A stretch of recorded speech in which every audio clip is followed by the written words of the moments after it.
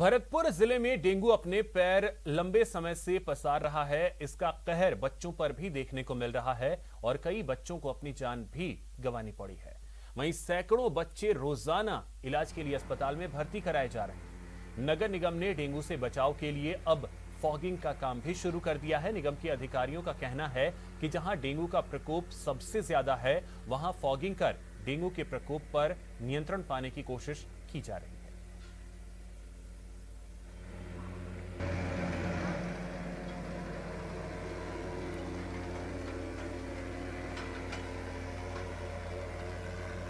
कार्यक्रम paradise colony, काली की बगीची, ग्रीष्म विहार, सेवर जेल के आसपास का क्षेत्र रहेगा। बाकी प्रोग्राम के अनुसार पर डे की फॉगिंग कराई जाएगी। कौन कौन से जैसे क्षेत्र हैं जहां पर अपन फॉगिंग करेंगे, कैसे इलाके होंगे, रहेंगे वो? ये जहाँ जहाँ ये डेंगू के मरीज हैं उन्होंने वो डाटा कलेक्ट किया है सीएमएचओ ऑफिस से, उसके अकॉर्डिंग एक प्रोग्राम बनाया। अगर कुछ सूचना चाहिए तो आरटीआई को हथियार बनाइए। सिस्टम का हिसाब चाहिए तो सूचना का अधिकार आजमाइए, क्योंकि आरटीआई एक्ट आपका वो सशक्त हथियार है जिसका जवाब देना सरकारी सिस्टम की जिम्मेदारी है। हालांकि 16 साल वाले इस हथियार में अभी और धार की जरूरत है।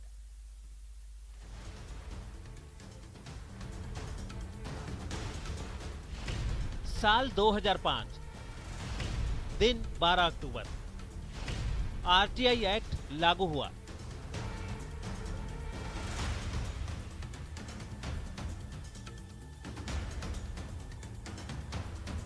ये वो हथियार है जो आपका हक है। ये वो हथियार है जो आपके सवालों का जवाब है। ये वो हथियार है जो हक से हिसाब लेने का अधिकार है। ये वो हथियार है जो सरकारी सिस्टम से सूचना मांगने का जरिया है। 16 साल बीत गए जब आज ही के दिन ये सूचना का अधिकार अधिनियम लागू हुआ था। 16 साल के इस शानदार सफर में आरटीआई एक्ट ने न जाने भ्रष्टाचार के कितने ही मामलों को उजागर किया। इसके इस्तेमाल से सरकारी सिस्टम भी काफी हद तक पाक साफ हुआ। इसमें कोई शक नहीं कि आज आरटीआई एक्ट आम जन का एक सशक्त हथियार है।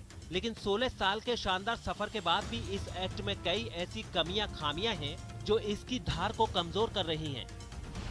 जैसे सूचना में देरी पर केवल लोक सूचना अधिकारी पर जुर्माना होता है।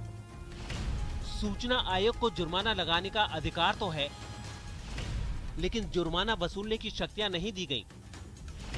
लोक सूचना अधिकारियों पर सीधे कार्यवाही नहीं कर सकता। इसी वजह से कई अधिकारियों को आरटीआई एक्ट का कोई डर नहीं है और कई बार सूचना देने में जानबूझकर देरी भी की जाती है। प्रदेश के मुख्य सूचना आयुक्त डीबी गुप्ता का कहना है कि कुछ लोग निजी स्वार्थ के लिए आरटीआई एक्ट का दुरुपयोग करते हैं, जिससे सरकारी सिस्टम को काफी परेशानी का सामना करना पड़ता है। एक पूरे देश में कानून बनके इस तरह से ये मिलना अपने आप में अभूतपूर्व घटना थी। इसमें कुछ सशक्तता भी आई है और कुछ जगह पर इसका दुरुपयोग भी हुआ। दोनों बातें हैं। आपको अगर अपनी सूचना चाहिए, आप 1, 2, 3 इस तरह की आरटीआई समझ में आती है। कोई 200-300 अगर एक ही जना लगा रहा है और उसमें कोई बहुत बड़ा पब्लिक हित भी नहीं दिख रहा है। वहीं सूचना आयुक्त नारायण बारेच के मुताबिक भारत में अब तक करीब 3 करोड़ लोगों ने आरटीआई आवेदन किए हैं। ज्यादा आवेदन मतलब प्रशासन पर जिम्मेदारी। आंकड़े बताते हैं कि आवेदन करने वालों में 55% को सूचना नहीं मिली, जबकि 10% लोग ही सेकंड अपील के लिए सूचना आयोग पहुंचे। अगर इस कानून का क्रियान्वयन अगर बेहतर हो तो राज्य सरकारों का आधा बर्डन कम हो जाएगा। पारदर्शिता आएगी, भ्रष्टाचार खत्म होगा, जवाबदेही आएगी। जो छुपाने का प्रयास है वो अपने आप खत्म हो जाएगा और इस कानून के आने से। हालांकि करप्शन की सफाई में कई आरटीआई एक्टिविस्ट को अपनी कुर्बानी तक देनी पड़ी। देश में सूचना का अधिकार कानून लागू करवाने में प्रमुख भूमिका निभाने वाले सामाजिक कार्यकर्ता निखिल डे का कहना है कि इस कानून का समय समय पर मूल्यांकन किया जाना चाहिए। भारत में लगभग 60 से 80 लाख लोग इस कानून का उपयोग करते हैं हर साल। कई लोगों ने अपनी जान गंवाई है, 100 से ज्यादा लोगों ने अपनी जान गंवाई है बस एक सवाल पूछ के जवाब मांगने पर। यदि आप सरकारों को देखो तो सरकार ने पहली बार एक अमेंडमेंट 2017 में लाए और कानून में और कमीशन जो इसकी रीढ़ की हड्डी है उसको कमजोर किया और अपने अधीन किया। लेकिन इस कानून का भी अपना एक दायरा है और सियासी दल इस कानून के दायरे से बाहर हैं। जबकि जनता हर पार्टी का हिसाब लेना चाहती है। लेकिन जनता का ये मजबूत हथियार सियासी दलों की दहलीज पर दम तोड़ देता है। बेशक इस कानून को 16 साल हो गए हैं, लेकिन जनता के इस सशक्त हथियार को और धारदार बनाने के लिए इसमें सुधार की बहुत गुंजाइश है। दिनेश शर्मा, न्यूज 18 जयपुर। यहां रुकेंगे एक छोटे से ब्रेक के लिए।